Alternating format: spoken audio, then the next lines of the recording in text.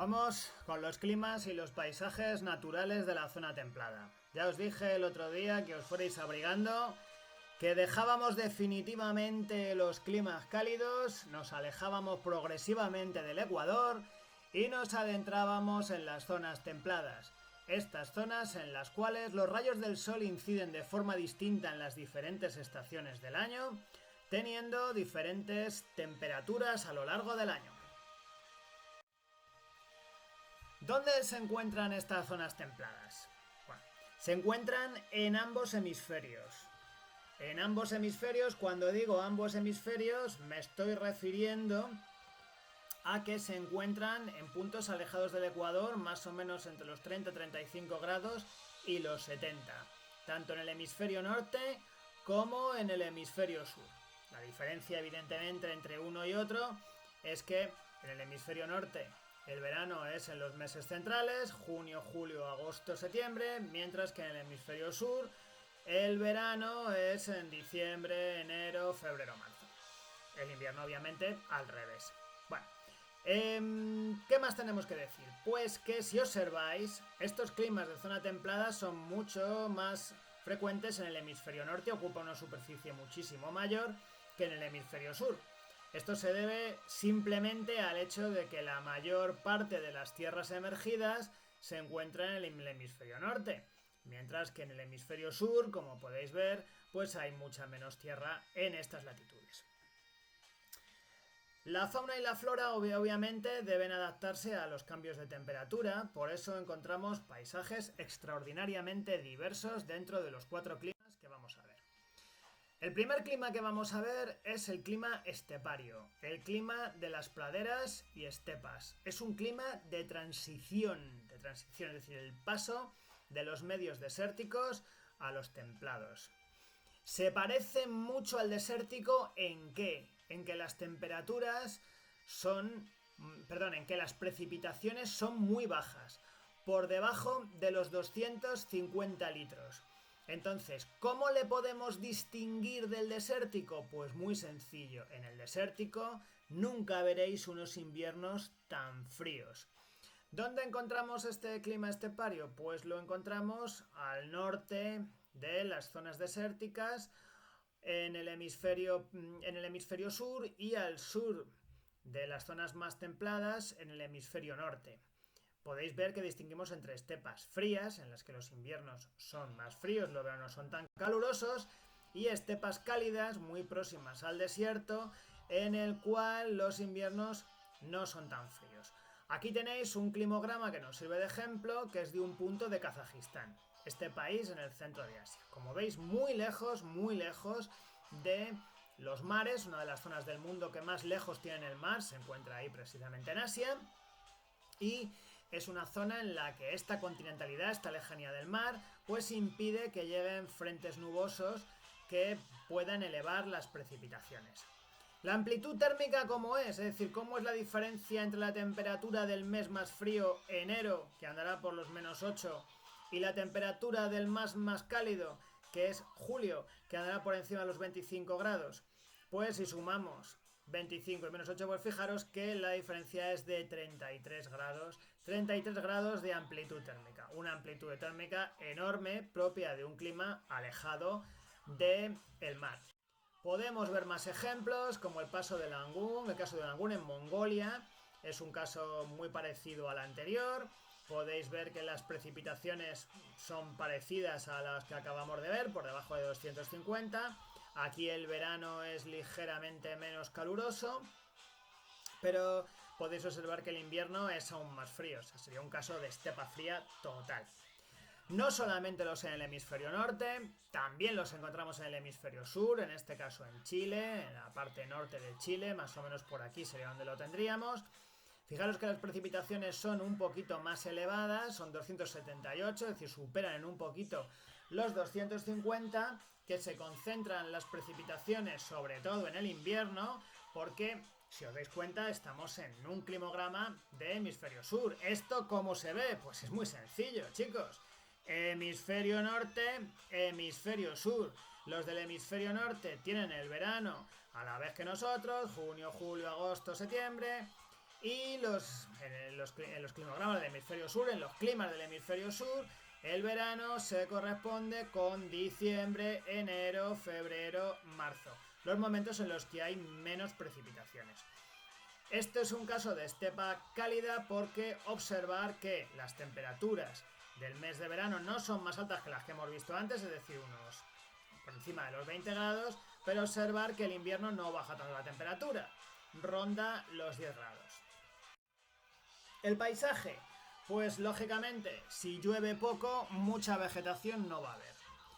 La diferencia que podemos encontrar es que en las zonas en las que existe unas estepas más frías, la evapotranspiración es menor, es decir, el sol seca menos las plantas y entonces encontramos una pradera de hierba más alta.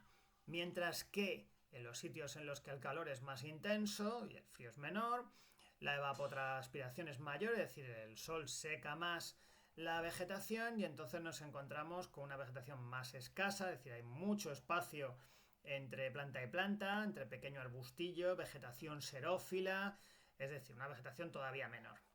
La fauna aquí pues son herbívoros, como por ejemplo el bisonte, que pasta en las praderas americanas, y carnívoros que se alimentan de herbívoros y de animales pequeños como el coyote del zorro. Los suelos son poco profundos, lo cual quiere decir que enseguida te encuentras con la roca. Son poco fértiles porque tienen muy poca materia orgánica. Vamos con el clima mediterráneo, que es un clima que nos toca mucho más de cerca, ya que buena parte de la península ibérica se encuentra dentro de su ámbito de actuación. Este clima recibe su nombre de la zona en la que es más típico, que es el mar Mediterráneo. Y podéis observar el mar Mediterráneo, la mayor parte de sus costas tienen este clima característico. Pero por extensión se ha extendido esta denominación a algunas zonas del planeta que tienen un clima similar. La más conocida en Estados Unidos, pues la zona de California, que tiene incluso más al norte, Oregón, tiene un clima bastante parecido. O también encontramos un clima bastante similar en algunos puntos de Sudamérica como Chile, algunos puntos de Sudáfrica y algunos puntos de Australia. ¿Cuáles son sus características? Bueno, pues como podéis apreciar fácilmente, ya que es el lugar donde vivís, aunque aquí en la zona de Arenas de San Pedro está un poco modificado por la presencia de las montañas, podéis saber que las precipitaciones son irregulares. ¿Qué quiere decir eso? Que hay profundas diferencias entre lo que llueve en unos momentos del año y lo que llueve en otros. Tiene unos periodos de lluvia bastante intensas, que suelen corresponderse con el invierno, otoño y primavera, mientras que el verano suele ser absolutamente seco. Además, presenta una gran irregularidad interanual. A un año de lluvia le puede seguir perfectamente un año de sequía. Se da muchas veces. ¿A cuánto ascienden las precipitaciones? En esto hay variación, entre los 400 y los 850 litros de lluvia al año. Por ejemplo, aquí tenéis el caso de Valencia, que anda por los 454. En este caso, en nuestro país, cuanto más al norte llueve un poco más, y si nos fuéramos a Barcelona, pues tendríamos unos 800 litros. Aquí, por ejemplo, tenéis el caso de Roma, en Italia, la capital de Italia, que es un clima mediterráneo con 760 litros. En otros casos nos encontramos con precipitación incluso menor de 400, pero ya nos acercaríamos a un Mediterráneo ya casi estepario. La temperatura media anual es suave, anda entre los 10 y 18. Más suave cuanto más cerca del mar se encuentra. Si nos adentramos, por ejemplo, en el interior de la península ibérica o en el interior de Europa, nos encontraríamos con que los inviernos son algo más fríos y los veranos más calurosos. El verano es seco y cálido, como se puede ver en cualquier caso. Fijaros en Valencia, 25 grados, muy poca agua. Roma también 25 grados, ausencia práctica de precipitaciones. Y en los inviernos son suaves, es decir, temperaturas que rondan los 10 grados, con lo cual podemos hablar de temperaturas muy suaves. No se compra a la gente muchos plumas. En este climograma que tenemos aquí, como ya os habréis dado cuenta, es un climograma de hemisferio sur, de Santiago de Chile, la capital de Chile. podéis observar que las temperaturas son muy similares. Allí también el verano es seco y caluroso, podéis ver que los meses más secos son enero, febrero y diciembre, como es lógico, también marzo. Las temperaturas superan los 20 grados, pero las temperaturas del invierno, pues fijaros que rondan los 10-12 grados, es decir, no estamos hablando para nada de inviernos fríos, sino más bien bastante suaves. ¿Cuál es el paisaje resultante? Pues una vegetación que se tiene que adaptar a la sequía y también a los momentos de lluvias torrenciales que se dan esporádicamente en este clima. Por eso el tipo de árboles que nos encontramos es de hoja perenne, es decir, de hoja que no se cae con el otoño, hojas pequeñas, duras, con pinchos, con el fruto de bellota y con troncos recubiertos por corteza. Esta corteza cumple la función de evitar que el árbol se seque con el calor, con la sequía reinante. Los árboles más habituales son la encina y el alcornoque, y los arbustos, según el suelo y humedad, la maquia y la garrega. Vamos a conocerlos. Los árboles más habituales, la encina y el alcornoque, los cuales son muy abundantes en la submeseta sur. Todo el sur de Gredos podemos encontrar muchos, incluso aquí en Arenas de San Pedro se pueden encontrar bastantes. Os repito, el tronco muy grueso para evitar que el árbol se seque, que le afecte demasiado la sequía, y fijaros cómo es la copa, es lo que se llama una copa globular, para que proyecte sombra sobre el tronco o el punto en el cual el árbol toma el agua, toma por las raíces. Fijaros el caso del alcornoque, todavía más esbelto. Este necesita un poquito más de agua que la encina, y los suelos en los que se encuentra pues son más típicos como los que tenemos aquí, silíceos, en los cuales hay más granito, pizarronéis. Puedes observar que el tronco es todavía más grueso porque tiene el corcho. Aquí fácilmente podéis encontrar en los alcornoques que están corcheados, que les han retirado una parte de su corteza para utilizar el corcho industrialmente. En el caso de las zonas en las que no hay árboles, lo que encontramos son arbustos de mayor o menor tamaño. Por eso distinguimos, cuando se degrada el bosque mediterráneo, la maquia y la garriga. La maquia está formado por arbustos de un cierto porte, de cierta altura, como son el brezo que le vemos por aquí, como es el madroño o como es la jara. El caso de la garriga es una formación arbustiva más baja, en la cual hay más hueco entre las diferentes especies, y podéis observar que la garriga tiene también plantas aromáticas que son hierbas, que no son propiamente arbustos. La fauna es muy abundante, pero obviamente está en peligro. ¿Por qué está en peligro? Pues porque el clima mediterráneo es un clima muy densamente, las zonas donde se está el clima mediterráneo son unas zonas en las que están muy densamente pobladas, la presencia del ser humano es muy constante, y entonces hay una gran presión sobre la naturaleza. Hay una serie de animales emblemáticos como el lince, el águila real, que está en extinción, y otros con los que convivimos habitualmente, como pueden ser los zorros y mucho más los jabalíes, también los conejos, y también incluso podemos encontrar el lobo, aunque no es el clima en el que se siente más a gusto, un poquito más de frío. Los suelos son más bien pobres, es decir, no tienen demasiado materia orgánica, salvo en las vegas de los ríos. Pasamos al clima oceánico, el del bosque caducifolio, y lo encontramos también en zonas templadas, en ambos continentes, en lugares en los que tiene una gran influencia marítima. Os recuerdo cómo influye el mar en la meteorología y en el clima. Influye que las zonas que están cerca del mar tienen los inviernos más suaves y los veranos menos calurosos.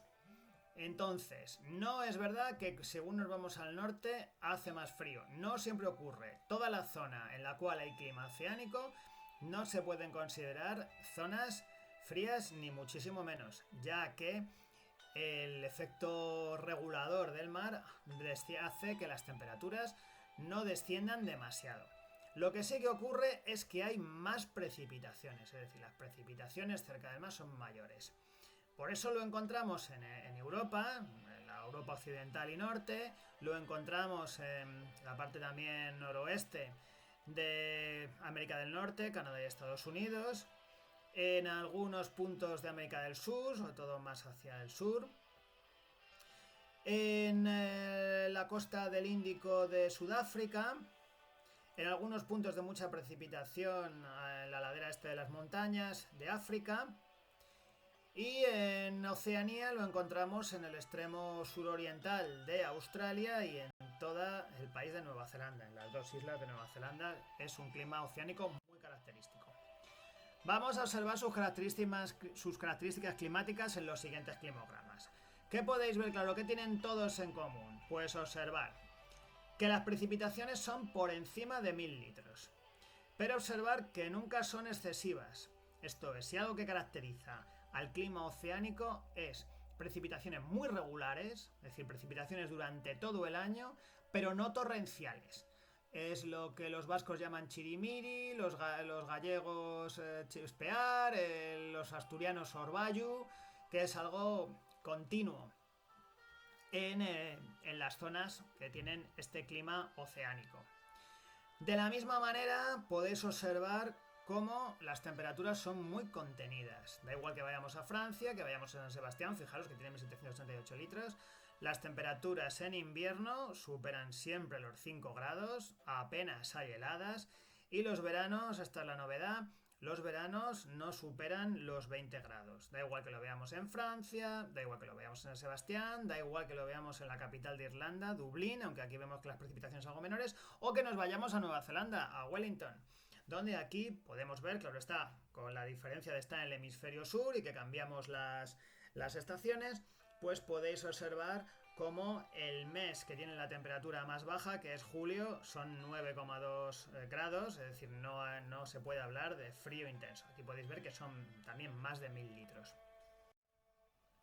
El paisaje del bosque caducifolio es un paisaje muy característico, se llama así porque la diferencia estacional que existe entre las diferentes épocas del año hace que nos encontremos que las especies arbóreas se adaptan mediante la hoja caduca. Y es que cuando llega el frío pierden las hojas, ya que esto les permite ahorrar energía.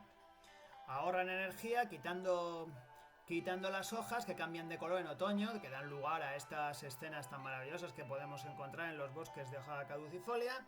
El invierno lo pasan desnudo de hojas y cuando llega la primavera nos encontramos como vuelve a subir la savia y vuelven a aparecer las hojas.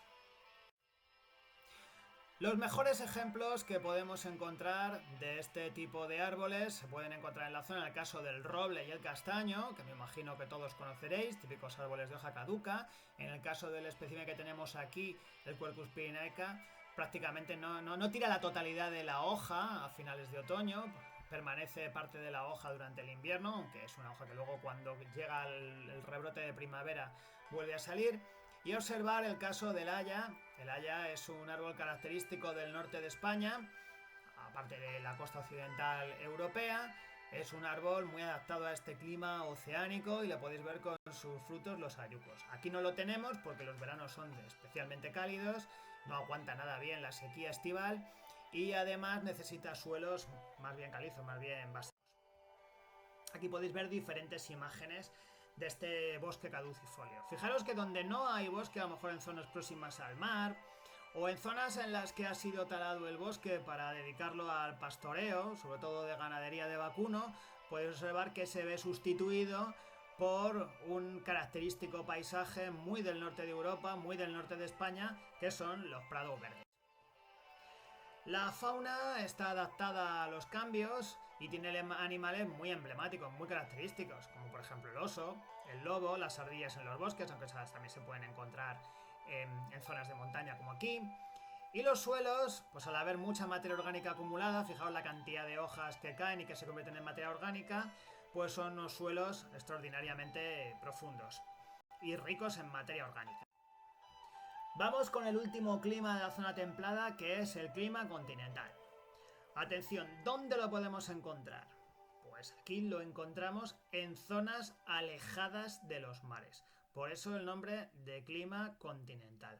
O en puntos en los que tienen mar, pero que sin embargo el régimen de vientos dominantes motiva que no haya una gran cantidad de precipitaciones o que las corrientes frías lleguen al continente, dificultando que haya una cantidad de precipitaciones importante. Fijaros que el clima continental solamente lo encontramos en el hemisferio norte.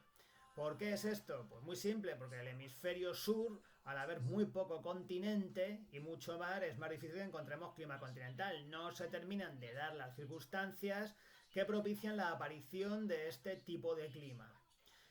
Vamos a ver cuáles son estas características. A ver, daros cuenta que este clima es un poquito complejo.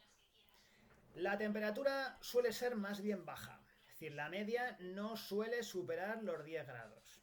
No suele superarlo, pero daros cuenta que la amplitud térmica es enorme, enorme, la más grande de todas, precisamente por la lejanía del mar. Los meses de verano, las temperaturas superan los 20 grados, mientras que en invierno están bastante por debajo de 0 grados. Se encuentran bastante por debajo. Con lo cual encontramos una amplitud térmica que puede ser hasta de 40 grados. Esto lo podéis ver aquí en Omsk, en Rusia. Lo podéis ver aquí en Kiev, en Ucrania, aunque aquí la temperatura del invierno no es tan fría. Lo podéis ver también en Estados Unidos, en Lincoln, en Nebraska. Fijaros cómo en todos los casos el verano es un verano que podría ser igual en el clima mediterráneo prácticamente, superando los 20 grados, pero que sin embargo los inviernos son extraordinariamente fríos. Aquí no os pongo ejemplos de hemisferio sur porque no existe clima continental en esas latitudes. Las precipitaciones. Atención. Tenemos distintas variedades, andan entre 300 y 1000. Rara vez superan los 1000. Normalmente se aproximan más a los 300 que a los 1000. Pero atención, muy importante. A lo mejor esto rompe los esquemas mentales. El máximo de precipitaciones se producen en verano. Esto no es que sean de hemisferio sur porque sea cuando llueve más. No. Fijaros que cuando más llueve es cuando más calor hace. El calor calienta el aire, motiva que ascienda y cuando asciende se producen precipitaciones. El máximo de precipitaciones, os repito, es en verano. Y esa es la forma más fácil de daros cuenta. ¿Cómo distinguir este clima del estepario? Del cual se parece bastante. Pues porque tiene muchas más precipitaciones que el estepario. El estepario, las precipitaciones están por debajo de 250 y aquí están muy por encima. Cuando veáis una amplitud térmica muy grande y veáis que hace bastante frío en invierno y bastante calor en verano, la forma de diferenciar el continental del estepario son las precipitaciones. En el continental llueve bastante más y además las precipitaciones se concentran, repito, en verano. ¿Cuál es el paisaje característico? Pues es el de las coníferas. Estos árboles en forma de cono que aguantan muy bien el cambio de estación, especialmente aguantan muy bien el frío, que tienen las hojas con acículas, es decir, en forma de flecha, y que son árboles que no tiran la hoja en otoño, sino que la conservan durante todo el año. Tenemos el ejemplo del alerce, que sí que cambia el color de la hoja cuando llega el otoño.